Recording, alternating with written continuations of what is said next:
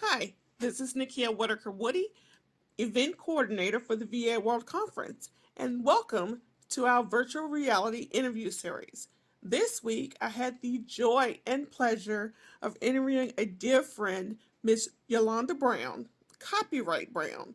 We discussed everything under the sun regarding her virtual assistant business. Can't wait for you here.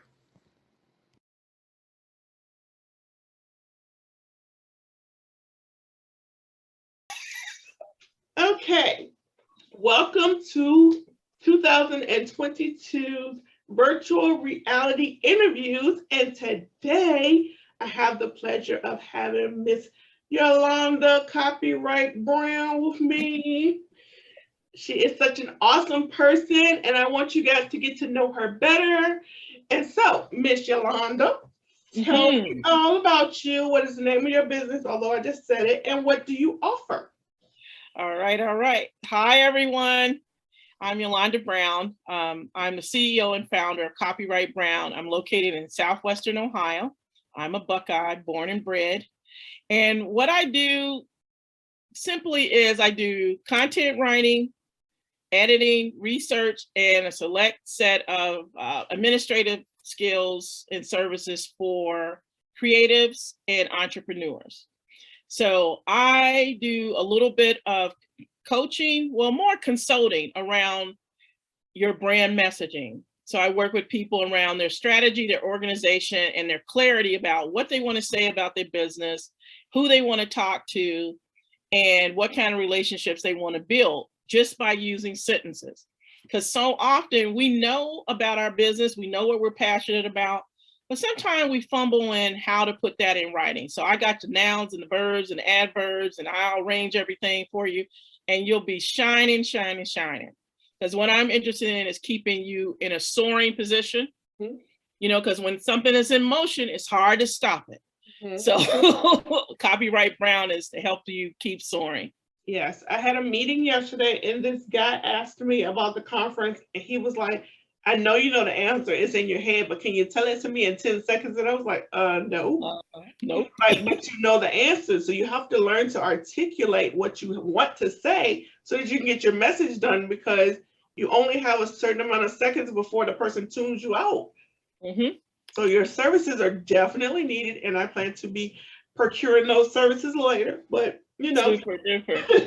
Yeah, and so much of what I do is I found that I do more of the consulting around the messaging, and because it almost like I had to reverse engineer it to get the people to the actual content writing I was going to do. And I said, I'm doing more consulting and coaching people than anything. So I added it. I was like, I need to tell people this is what I do to help them tease out their message. Because I tell everybody, you have everything you need. You just need to be in relationship with someone that's in alignment with what you want to do. And we will help each other get to where we want to go. And so many of us don't know how to collaborate or co-create with other people. And so many of us are not living our full purpose because we think we have to do everything by ourselves. And so many people are like, they're trying to do it by themselves, but you can just spend a minimal amount of money and have all that time back so you can do the things that you're passionate about and that you really like, instead of the stuff that makes you nauseous. So I'd be like, why are you tripping? Hire me. Yeah, I had to learn that, because I am very particular. I like for things to be perfect, and of course we know nothing's perfect. But that had me paralyzed for a long time, because I'm like, I can't send it out because it's not right. I can't send it out because it's not right. And the whole time it was like, I really don't like doing this, so I'm just gonna get somebody else to do it. And I always relate the content writing to when you buy an app. Basically, when we buy apps, a lot of time we're buying what they call minimal viable products. And that's why they have updates. So it's like, get it done. It doesn't have to be perfect to share it, because you're going to get so much data back from the user. But if you keep holding it in your head and your heart, it's not serving anyone. So I'm like, let's get it out. We'll get feedback from your audience, and then we can always tweak. And we're not going to send out garbage. We're going to send out the best we can without interfacing with the audience. And then we get the feedback and we make it better. Okay, I have a question. I recently won a year of this AI software. It's called Copy AI. How do you feel like those type of things are affecting your industry? It's hard to compete against offshore and AI generated content.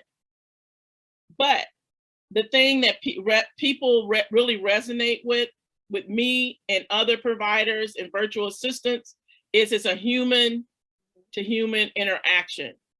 And when you're looking across the screen or you're on a telephone call with someone, there's so much that can be translated in that moment that you can't get from the AI. You can't get from some of our vendors that are offshore. You just can't. There's an element that's missing. I feel like it's almost the AI, you can use it for drafting stuff and getting a focus and getting an outline for something you want to do bigger. So when you go to that vendor and you know it's a high ticket price, you're not going in blind, and you're going to reduce your overall invoice because you're giving them something to start with. So I'm like, these things are there as a tool, and our offshore vending colleagues are over there. They're offering us the service as a tool. We all have to enter the marketplace where we can afford it, but use it as a tool to get the thing you actually want. You know, because I talk to people all the time about, for example, Upwork or Fiverr. Well, how are you with them? I have nothing for $5. Nothing. You can't get anything from Starbucks for $5. So why are you asking me? A caramel frappuccino is $5.25. And that's the cheapest thing I'm saying. It's not even $5. But I tell people, you're not insulting me or an offshore vendor by working with them or using the AI. You have to enter where your pocketbook will match, but be ready to grow beyond that. Yes, definitely. Because I can't compete with them. Please. And I don't try to. I said, if you want someone that's intuitive, innovative, and creative, and is a human being, come to me. If you want like a sanitized situation, or you want to do something 12 times that you can finish it in 3 or 1, come back to me. Because so often I hear people say, oh yeah, I went to Fiverr, or I'm using a vendor in the Philippines, but it's taken me 24 touches to get to the thing I want. That translation can get lost really quick. Definitely. And I don't fault anybody in on the continent of Africa or in Asia trying to do their thing. We try to do we all have different costs of living. We all have different expertise. We all have different experiences, and those all deserve to be lauded the way they need to be lauded. I mean, here we have different costs of living, and we have to be able to pay our bills. So it is what it is. Yeah, I understand that. Yeah, I see the place of it, but I never feel like I'm in competition. Yeah, but it makes the conversation with the potential clients, it can be sometimes difficult. Yes, sometimes difficult, especially since they don't necessarily know what they want, and they see this shiny object over here saying, "Oh, it's $5. It's $5. It's $5." But you're trying to translate to them that, "Hey, I went to school for this. Hey, I've been doing this for years. Hey, I know the ins and outs. I know different people that can help to add to the values of this, and it's not just $5."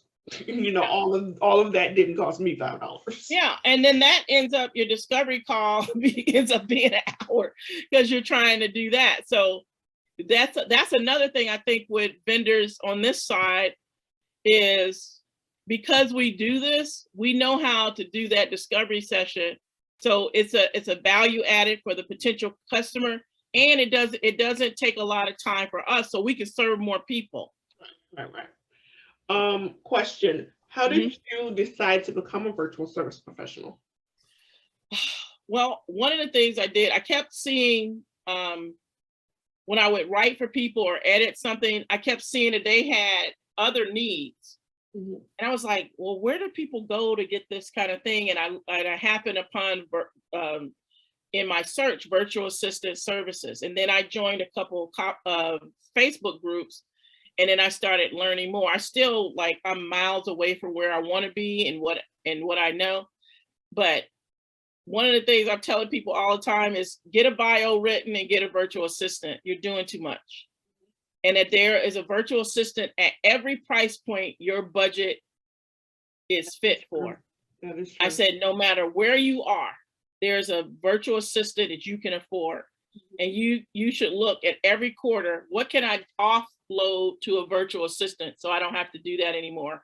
Mhm. And I could be doing more dollar-wise investments in my business. Right. I forgot my question. Do you have any regrets in your business? Yep. You sound so sure. Are you sure? I'm totally sure. I wish I had started doing something virtual when I started offering content writing services and editing in 2010. This is probably where I should have started on the virtual side, because I was teaching school. I'm a part of my background, I'm an art teacher, an art history teacher. And I could have been doing so much more then. Yeah. Because I would have summer breaks, I had spring breaks. I could have done a little bit in the evenings. Mhm. So I'm like, daggone it. Yeah, I just wish I had known about the industry earlier and been in a better position to use it for myself. Because imagine if I'm in the classroom 7:15 to 3:15, there could have been some things, if I had a virtual assistant, they could have done for me. Like they could have been taking the discovery calls for me. You know, they could have been running through the discovery questionnaire that people submitted. And then like vetting, you know, based on us, a little a vetting process. I could have talked to less people. Mhm. Yeah. And I could have gotten to my niche quicker. Like the fact that I didn't find out right away that adding a consulting service was exactly what I needed to be doing versus some of the other stuff that I was doing. I could have got to that quicker. Yeah. Well, I studied art history in college, so super excited. Oh, I love art history. okay. Yeah. Loved it. Yeah, I also feel like, I wish I would have had a different mindset quicker. No one prepares you for entrepreneurship and the doubts and the loneliness and the mindset issues and the nervousness and everything that goes with it. So I wish, like we have now, the different groups, and of course the event that we're putting on, the conference, where we could have people who look like us and have the different things that we possibly go through with being a working parent, being a working person, in addition to being an entrepreneur, and all the different facets that we as women of color have to deal with when we're starting a business or side hustle. So yeah, definitely. Oh yeah, because I was a person, I started making money on 6 years old, like bringing a soda, emptying an ashtray at my grandmother's card parties. I had I babysat, and then I couldn't take all the babysitting jobs, so I was brokering the babysitting jobs out to other girls. Then I had one paper route. Then I got 2 paper routes. Hired my stepfather on Sundays to help me get the papers delivered. So I always liked entrepreneurial stuff because I like making my own cash and not waiting on my parents to give me something, or I have to have a speech because they're going to give me something. Oh my God, the speeches. Oh my gosh, the speeches. My grandfather used to pay me to type up his bills. So like he ran a the liquor house. He ran a liquor house, so he would have me total up all the stuff and put it in a nice spreadsheet and give a report of his expenses and everything, and he would pay me for that. So that is how I became an admin and had such a love for doing this work, because he would have me do those things. Oh my God. And then that's funny because the writing came from being an artist. They had to write their own press releases and stuff like that. Being a teacher, all you do is write up lesson plans and performance evaluations, all this stuff. And then people always say, hey, can you look at this? Would you read this for me? Tell me what you think. Could you edit this? Could you help me write this? And I'm like, you know what? I could pay for some vacations. Yeah. So a need that people really had, you know, I didn't know initially I could monetize that. So I did. And I can't wait to do more. I mean, like working with colleagues of ours, we can build giant agencies because so many of us are really good at a lot of different things, and we could be serving more people. Yeah. And I'm this year and next year, I'm really trying to get joint partnerships with people. Like if people want to build out packages and they need a writing part in that or editing part, I'm like, you call me, please. I want to participate. Definitely. And that's another thing, we have to stop working so hard. We need to work smarter. Yes, definitely work smarter. Yeah, because imagine getting extra income because you partnered on something twice a year. And that's going to bring a new audience to you and new income to you that you didn't have until you partner with your sister on this project that ran for 3 months. Yeah, definitely. Collaboration instead of competition, definitely. Yeah. Okay, so who is your dream client or your dream role? I say my dream clients are soulful entrepreneurs and creatives.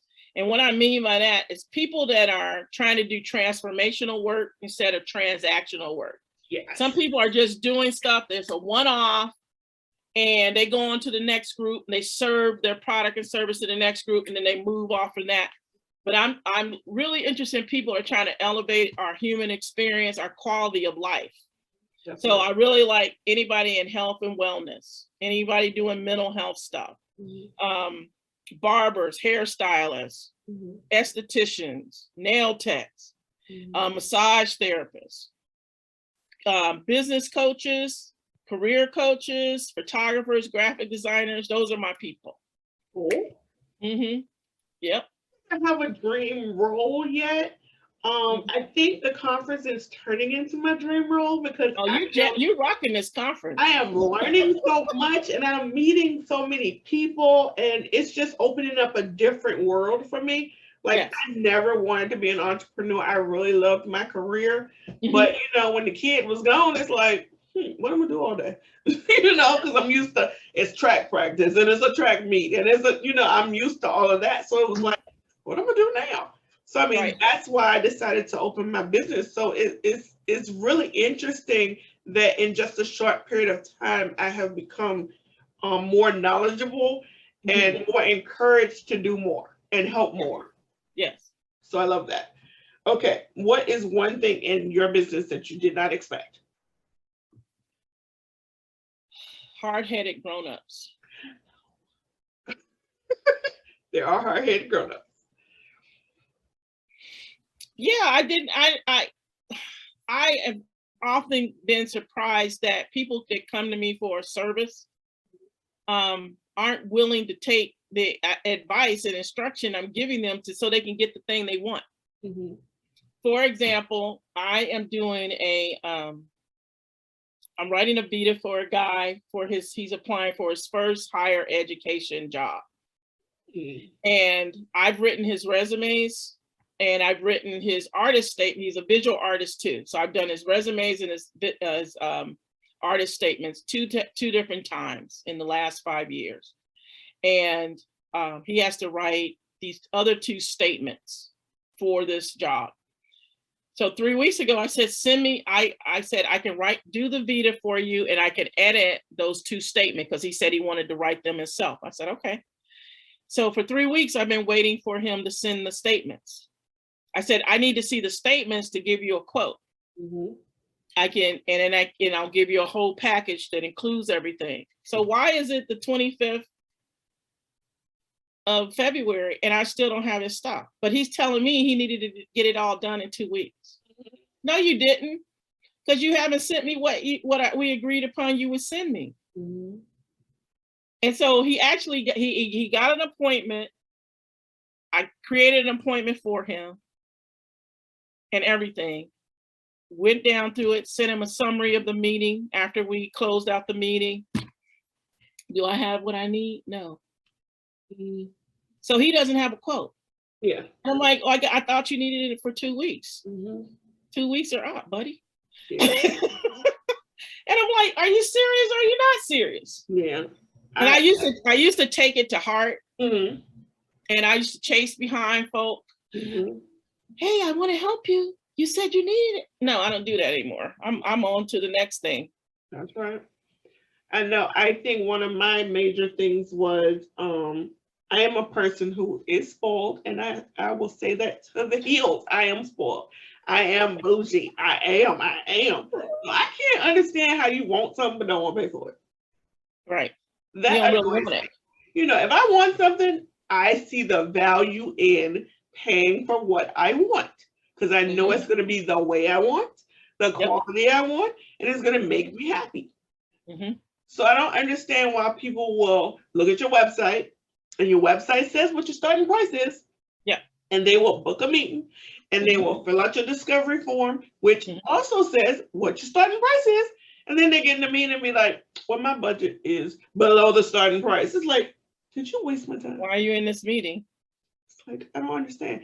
So that has been hard for me because I have a giving heart and I seriously always, Miss Janet gets on me about this, but I seriously always customize a package to meet their budget. So I have to learn to not do that. When I think the more that those certain things happen, I started to build out like a little document with links on it where you could go. Oh, that's good. And without feeling it wasn't rude. It was like, hey, this is really important that you get this done. Now, we may not be able to work together this time, but I have some resources for you I think that would fit your goal and your budget. Can I send that over to you? And they're like, oh, yeah. That is a good idea. 9 times out of 10, they come back to you because they got something and they got value, even though that relationship didn't go to the extent we both thought it would go. Right. But they don't have a bad taste in their mouth because I was like, heck no, buddy, get out of here. Right. Yeah, that's a good idea. I have to think on that. And that's one reason I like the network too, because I get to meet some other people that do what I do. And people say, well, aren't you in competition with them? I'm like, nope. There's things that they love to do that I don't like to do. And the more people I know and find out what they're passionate about and what they offer, I have more people to refer people to. Yeah, definitely. I know when I started, I wanted to do all the things. And I loved social media. I literally loved social media. And then after I did an internship where I created the graphics and wrote all the content for 3 months for a person, I was like, nope, I like my social media. Right. I do not want to take on the brain space of having to talk for you and be your voice and visualize everything. That's just too much for me. It burned me out. So I was like, I do not like social media no more. So it does take some effort to figure out what you want to do, what are your strengths, and what things are you going to be like, I know somebody. Yeah, like people say, oh, I'm writing a book, can you edit? I go, nope. I said, but if you have a blog or article or some social media content, you need help with topics and themes and that sort of thing, I don't want to edit your book. And I don't do sales copy. That's more copywriting because it is about moving people through your funnel. With content writing, you're doing more of the nurturing conversation and the ongoing conversation with your ideal audience. There may be some times where you're making an offer and reminding people of an event or something like that. But I know for me, people are crazy about their money. And some people, I always tell people your content opens up an invitation for a meeting, a call, an invitation. It's the thing that makes a warm invitation to your ideal audience, your power partners, and so on and so forth. It's not so much about the sales conversation. It's like you go on a date, but you got to keep that thing going till you can get to the point where you want to get engaged. And then once you get engaged, you got to get to the marriage. And once you're married, you got to decade after decade keep celebrating so that that love stays alive. Mm-hmm. So I'm long-term love. Yeah. Copywriters, they're short-term love. Like, you want to be in love forever? Call me. Mm. Excuse me. Yeah, you want to be in love forever? Call me. I'll be there. I'll be your copy babe forever. Forever. What is your biggest client peeve? Like, what is your pet peeve when it comes to a client or a business? Oh, one of them, because I have a few. One is resubmitting collateral. Like, if we're going to work on something and I say, okay, send me the stuff, the collateral that I'm going to be working on, your research or whatever, so I can build out what I need to build out for you. If you keep sending me more stuff after the initial stuff, I'm like, don't do that. Because I try to be clear, because every time I learn something that might be an annoyance or hindering the process, I incorporate that for the next time. So, submitting your collateral one time, and then giving me what I need to serve you on time. Because the longer I wait for you to give me whatever, I feel like I'm holding your process back. So I want you to be successful. I want you to get your deliverables on time. And if you don't give me what I need so I can, guarantee your deliverables are submitted to you on time and you can move on to the next step in your process, it's really kind of draining. And so I try to share the value of that. I'm your partner for this project. I want you to be successful throughout the lifespan of this project, and especially the part that I'm contributing to. So you have to give me your stuff when I ask you, and please submit it one time, because I don't want drips. And that's been more of a concern and a pet peeve of mine, more than getting paid. Because when people don't do stuff in a timely manner, I'm getting less revenue from this project, because my hourly rate, if you calculate across the project, I'm getting less and less and less, because I have to keep coming. Hello, I've been waiting on the so-and-so. I'm not babysitting you. You're a grown daggone person. Send me the stuff. Yeah. Send me the stuff. My pet peeve is not being paid on time. I don't know what it is, but I consistently have these issues with clients who don't pay me on time, and I be sitting there like, should I say something? Do they know? What should I do? Yeah, they know. And I always have to get Toya to call them and be like, did you realize you didn't pay the yet? Because I am so shy about talking about money. I don't know why, because I buy what I want, I get what I want, but when it comes to you owe me something, it's like, you think you can give it to me? So your content writing buddy would say, add it in your terms and conditions. It is in there. The late fee and the cessation of services, all that's in there. And I still be like, oh, you know what? Here's a trick. You can send billing with that late fee on it and say, pay by this day and save X. Because when we see that on our utility bill and on our and credit cards and different stuff, we be like, oh, I'm going to save 10%. Here's your money. Right? Yeah, that is a good idea. That is a good idea, because I think most people gloss over that part of the contract. And I have it highlighted.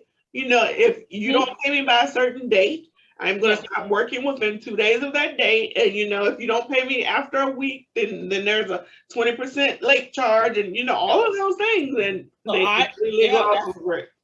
that's why I say put it on the invoice with the fees built in and say, hey, save XYZ by paying by this date. But have it in the invoice. They see that bigger number. They be like, oh my gosh. And then they'll see like a little highlighted thing, hey, pay this amount by X date. Even though that's the real price. It's the psychology of it. Okay. It's the psychology. There you go. Do y'all see me giving the value on the interview? No, she's just schooling me over. I am not a financial literacy person. I don't do bookkeeping and accounting, but you see what I just did? All right, I love you. You love Yes, me? Okay, I do. Okay. So we all know that self-care is very important, Yes. especially as women, Hmm. especially as breadwinners. Yes. So how do you practice self-care? I actually have on my calendar every Sunday. So I have one day designated and I get an alert and everything. It usually goes off Sunday at 6 p.m. But so that day or some day in the week, I do at least one thing for myself. So I love taking a bath, watching a movie while I'm in tub. And one of my other self-care is I try to walk almost every day that's not below 40. I wrap up and get up and go out at least once a week. I write letters and cards. So I walk 3 blocks to the little mailbox, put my letters or my cards in. And I like smoothies and I do a lot of kind of natural health stuff. So I'll set up my water the night before and I'll set up my smoothies the night before or first thing in the morning. And I do like, I've been making these little pineapple, turmeric, and ginger shots. So I just, put it all in the blender and then I have little tiny mason jars. So, I'm trying to keep the Rona off me. Girl. But yeah, and music and then playing music because I feel more productive. I have found the days that I have music playing, I'm more productive. That helps with my mental health. And I have also programmed in twice a day time to take a break for meditation and prayer. That's interesting. What kind of music do you like? I love jazz. I like jazz vocalists. I like neo soul. Some country music I like. It can't be real twangy. Yeah, my mom loves country music. Because country music is basically blues. Yes. It's just blues music that some other people are doing. But yeah, I've always listened to music and I feel more productive. And I'm a visual artist and I'm trying to do, I got a couple things because I was just in an accountability meeting a couple hours ago. So I'm trying to come up with a new series. So this is cute. Yeah, it's like a little collage. Like this is a part of a bag of coffee I bought. And this is all marker and ink pen. And then I'm doing the same series with black and white. I'm trying to get up a new series and maybe introduce it around Mother's Day. So I always been a little art kid since I was teeny tiny. So making art seems to calm me down. And it's just for me. Like if I did that and I never sold anything, it's very good for my spirit, very good for my mental health. Definitely do that. I painted my logo, as you can see. Yes. I also put duct tape all the way around my office, which are in my brand. I see how fly you are. I also do not work from 3 o'clock on Saturday till Monday morning. I leave my phone in the office. I shut my office door and I just go for what I know outside the office. I don't come in here. I don't answer my phone. I don't talk on my phone. I don't do social media. I am out after 3 o'clock on Saturday to 8 o'clock in the morning on Monday. So that's amazing. That helps me a whole lot. Well, I'm glad to hear that. I hope a lot of people have heard what you said. You leave the office. I don't even come back through the door. I shut the door. I put the alarm on. I have a camera. I put the alarm on. And like, if I come in here, it'll talk to me and say, you are being recorded. And then I turn right around. It's like, oh, I ain't supposed to be in here. So I do not come in this office and I leave the phone in here. That's amazing. In here. So people be like, I called you yesterday. Like, I don't talk on Sunday. I do meetings and work on the bulk of my business Tuesday, Wednesday, and Thursdays, because when I'm a multimillionaire, I will be on a plane or in a car on Fridays and Mondays and Saturday and Sunday, and I won't be in the office. So a few years ago, I just started living the schedule I wanted to live, and I was still working for people, but I didn't work in the business except Tuesday, Wednesday, and Thursday, and certain hours. Yeah, I feel like we definitely have to find balance. With me still working full time, Hmm. I work from 3 to 8 p.m. in my business, usually every day. Hmm. Because of course I have more than one business. I started a Right. scholarship in memory of my daughter. I Yeah. have a conference, and I still have my own business in addition to working full time and being a mom and a wife and stuff like that. So, I feel like time blocking helps me. I love my calendar. My calendar is all color coded, and I live by that. I also decompress by watching stupid stuff on TV. Yes. I have a DVR, and when I get off of work in the evening, I go and I watch stupid stuff. And my daughter, she does not get it. She's like, "That's so stupid," and I'm like, "It's funny though." She's like, "I don't get it." It's like, I am so serious all the time, and I have so many responsibilities that sometimes I just need to get out of my own head, and Hmm. stupid stuff does that for me. Because I'll be I sitting like there that. dying laughing, and she's like, "It's not that funny." So I have found ways to decompress. I'm trying to eat healthier. I'm never going to exercise, so I know that. But I'm Okay. trying to eat healthier. I try to have more salads. I'm air frying my food, so no oil. Love green vegetables, so I'm having spinach, collard greens, and green beans like every day. So Mm. I try to maintain my balance with my diet and my activities. And when I'm working, I listen to trap music. Hey, So hey. that gives me energy because it's like, it just hypes me up. So that's what I do. I love that. I'm gonna have to. Okay, I'm gonna have to get a hyped up gym playlist. Yes, you can go like to Spotify. I know I belong to this group called I Fund Blackwomen. They're like a Hmm. grant company and a crowdfunding company. And like Hmm. once a month, they publish a playlist that's on Spotify of different music that they've curated to inspire you while you're working. So it's really neat. Oh, that is outstanding. I need to get that. I need to So, get that. what are you most proud of or excited about right now? I think one of the things is it's outside of content writing and virtual work. It is I'm building a aromatherapy business. Mhm. So it's bath, body, and home fragrance line.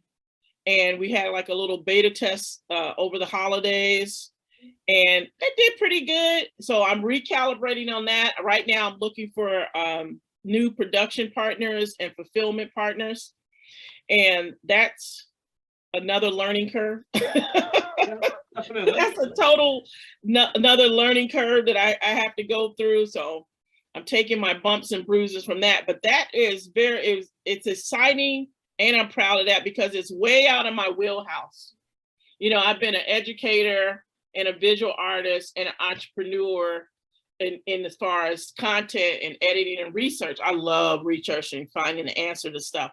But this was way off base than anything I ever done. But what it did, it brings in my love of customer service, and it brings in my love of like fine products that aren't like, um, I always want things that you just can't get at the big box stores. And that allowed me to kind of curate products and fragrances. It'd be something that I would want to go to a boutique and buy. And Okay. so initially the goal is to sell through an e-commerce site. And then I want to be able to sell wholesale to Airbnb hosts and to boutique hotels. And then they had the products in destination shops and boutiques where people go on purpose. It's not next to the Bath and Body. It's not next to the Walmart or the Target. You went there on purpose. And I'm not trying to knock anybody else off the shelf, but my stuff needs to be on the shelf too. That's right. Make your Because seat at the table. yeah, because when we go to boutique hotels and nice Airbnbs, a lot of people always talk about the toiletries. Girl, the shampoo was amazing. The shower bomb was Mhm. incredible. So I started with 5 products and 5 fragrances that I came up with. We've gotten really good feedback. I have this candle called Bookmark, and people love it. They love this fragrance. So I was like, I'm on to something. I'm light years away from where I want to be, but and it was another thing like we were talking about earlier. It didn't have to be perfect. I just needed to do it. Yep. And I needed to jump out there because they say you will learn how to fly or God will catch you. Yep. Right. And so I said, I'm just going to jump. Yeah. And it's been really, really imperfect. Mm-hmm. Some things that happened I didn't expect to happen, but I'm recalibrating. I'm getting a second breath and I'm going back after it. So if all goes well, I'll be off, back in business and doing better and bigger things this May and into the new year. I'm very excited. I want somebody's mother to be soaking in my bath bombs. I love a bath, so I'll bath one. Yeah, I love how us as minority women always have that hustle for more. Mm-hmm, mm-hmm, we are never satisfied. We are always willing to do more, to satisfy our curiosity, satisfy our boredom, to satisfy whatever it is that we have going on. We always want to do more. So I love that we're never satisfied. That is one reason why I started the conference, because I felt like I wanted to save some people the bumps and bruises I went to starting my business when there were no really Black VAs or no information that catered to me. So I am definitely feeling the being excited about something and also veering off the beaten path. I mean, because our group, a woman that I told that you would be a great VA, she brought me to this group. I didn't even know about the group. She's like, oh, I'm in this group and it's all sisters. I was like, what? You know where I've been? When I first started researching being a VA, there were over 5 billion Google results. And every time you clicked, it was not a Black person. Nope. And I was like, I'm not a Black and white person. I never have been. But it was a little disconcerting when the message didn't fit me or the information didn't fit me or it just didn't seem right. Yeah, there's always, it's important that the cultural component is there. And we have that as vendors offering products and services to our audience. They're resonating with us because there's so much they don't have to say now when they work with you. They don't have to explain it. They don't have to, what is it, the Black code? They don't have to codify it. Yeah, they're getting to the thing quicker because there's so much. They don't have to do a bunch of code switching all the time. It's like you get the reality of a Black woman working who has a business on the side. You get it. You're like, I'm you. So you don't have to tell me that why you telling Joshua to be quiet, why you on this Zoom. Yes. Yeah. Because your Mariah is not being quiet and you done told her 3 times. So y'all looking at each other like, I got you, girl. My daughter has called me 3 times, even though I told her I was in a meeting. It's like, why are you calling over and over again? Yeah, I mean, it tickles us, but it's real. It's real life. I mean, it's real life. And I mean, some people don't understand that. I was in a meeting the other day with my boss and he was like, what's that noise? And I'm like, it's the dog. Like, what you want me to do about the dog? Right. I mean, and he has a dog. I mean, we had a whole meeting of him talking about his dog. So it's like, why are you complaining that my dog made a little noise? So I mean, it's just different people have different things going on. Okay, so question. If you had the budget in your business, what would you spend it on? Right now, rebranding and a really great website and someone to do all the graphics and the set up my calendar for social media. That's what I would do. And I want to learn stuff. I would pay for some new programs, like all the things that VAs think are the program, the ideal programs, to get the training and to buy those program subscriptions. That is awesome. I last year got the advanced EDIL, so that was $15,000. So what I did was every little thing that I had ever wanted in the 4 years of my business, I went and bought it. Like, I got this subscription, I bought this book, I bought this program, I enrolled in this class. I just went crazy of, I'm going to invest in myself because this is a blessing. You know, a lot of people were not set up properly, so they couldn't participate in the EIL. So I mean, Right. you know, I really took it as a blessing to invest in my business and to think, you know, God is saying that you're on the right path. You're doing the things that you need to do to succeed. So, And God, you are tested. Your testimony will inform choices that I make and other virtual providers make, because they go, okay, she did this at this time and this at this time. So you can actually see how to set your business up. yeah. So you're constantly growing as a vendor, but as an individual. Yes, love to learn stuff. Love to learn stuff. I mean, Because when we're just out here sometimes just clawing at different straws with no strategy. Yeah. I mean, I got certified in Dubsado this year. I've become a notary. I've done so many different things. And I mean, when I first started, Dubsado was hard. And so to now be certified in it, it's like OMG, you know. And even with my professional life, I recently was put on the advisory council for the Administrative Assistant Professional Conference. So, I mean, you know, I am taking those experiences and I am multiplying them all over my life. You know, so the things I'm learning as a VA, I take that back to my professional organization and be like, hey, we should be able to do this and we should try this. You know, so it's bleeding over into my whole life, and I find that that's exciting and fun.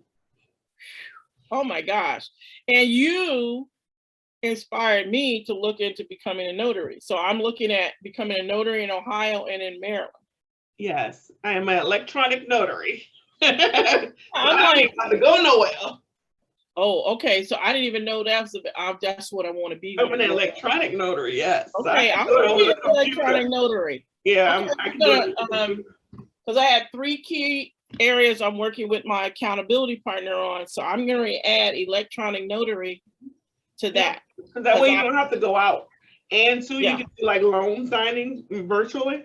Mm-hmm. You know, you just need a I think it's called a security key that you purchase. It is on your computer so that your computer is safe for those encrypted documents. So, I mean, I'm just, you know, I'm trying different things, and whatever sticks, sticks, and whatever doesn't stick, and I go on to the next thing. Right. So, you know, that I think is another aspect of being a virtual assistant, and especially a woman of color, that you get to play so many roles. You know, we're always with the roles. How many roles, but you get to play so many roles, and then you get to pick and choose which one you keep. Yeah. So I love that about this industry. Okay. What is one question you wished you would have asked before you started?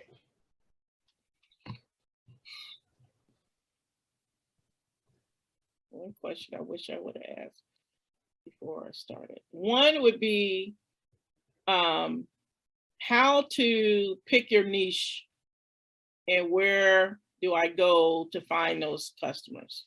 Instead of being more global at the top, when I should have niched down in the beginning. I should have niched down instead of like trying to serve multiple people. That's a big mistake we always do.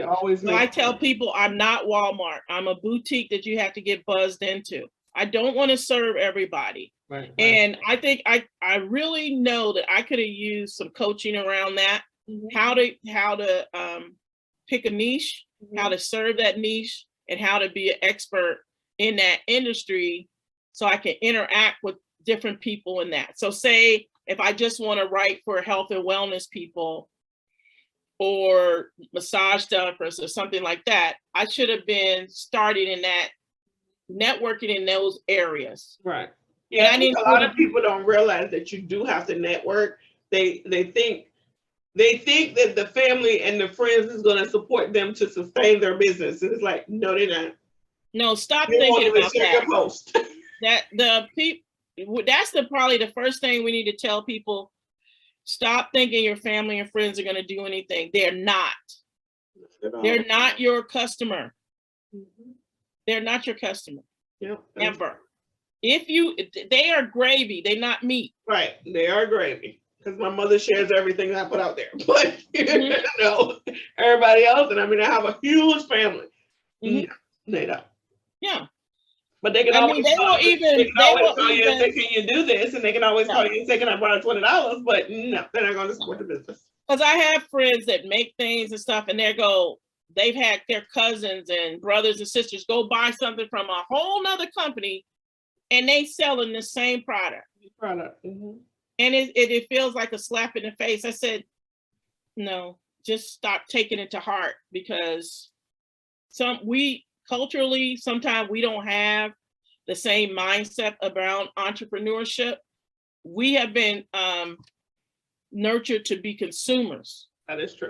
And we've been nurtured to support everybody else's family's business, but not ours. Because we've been told to get a government job, to go to college, to this, so and so and so. Other cultures, like the kids might go to university, but they're teaching them from the onset, you're going there to leverage that, to build your own business, to get economies of scale, not to work for people. You using that job as a paid internship to create your own thing. Yeah. And then a lot of times, if they came to this country to do it, they're going home with that knowledge. They're going home with that knowledge. They're not staying here. Yeah. Yeah, I noticed that with my nail shop. When I first started going to the nail shop, and mind you, the nail shop's name has never changed.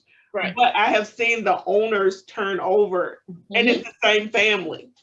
Right. They will do it for like 5 years, and then they go home, and their nieces or nephew come, and they do it for 5 years. And I mean, it's like the weirdest thing to me. No, but I mean, that's a good plan. That's a very good plan. They'll do a thing where we're gonna help you get $10,000 so you can start your thing.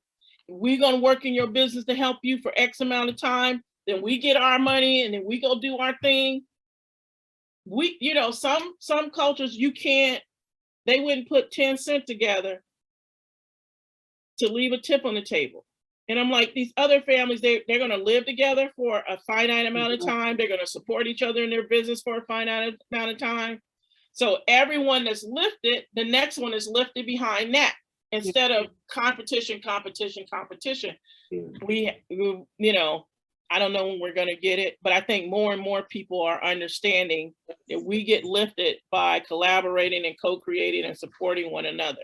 Yeah, I definitely think with the Great Resignation, more people are starting to see that it's possible. You can do it.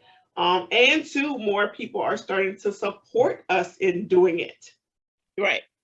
And the aromatherapy business, I knew from the beginning, I did not want to do that by myself. And I said, who does this? Who does a great job at this, and this? That's who I want to work with. I get what I need and want. They get what they need and want. And we get the product out. It doesn't have to be a Yolanda Brown show. Right. Definitely. Understand that. Okay. So where can people find you online? I am at Copyright Bound on Facebook, Instagram, and Twitter. It's COPYWRITEBROWN. And on LinkedIn, it's Creative Brown. Okay, do you have a website? I do not have a website. I need a website. Y'all get at me. Let's get a website up. Get our website. Get at me. Yeah, I want some black and brown ladies to help me get a new website. I need a shopping cart. I need resources that people can download so they can get my freemiums, my cute picture. Hello. No. Yeah. Latoya Williams is good at, Latoya Williams is good at WooCommerce, and WooCommerce is an e-commerce site that she can build for you. So you might pick her up. So okay. I see you. We'll be in touch. Yes. So I thank you for talking with me today. I thoroughly enjoyed you as always. Yeah, it's my pleasure. You are a fantastic interviewer. You should interview Oprah. Oh my goodness. Oprah? You know what? I'm gonna aspire to that. I'm gonna find my niche first. She likes vegetables. She likes vegetables just like you. She does. Okay. Thank you guys for tuning in, and stay tuned for the next episode.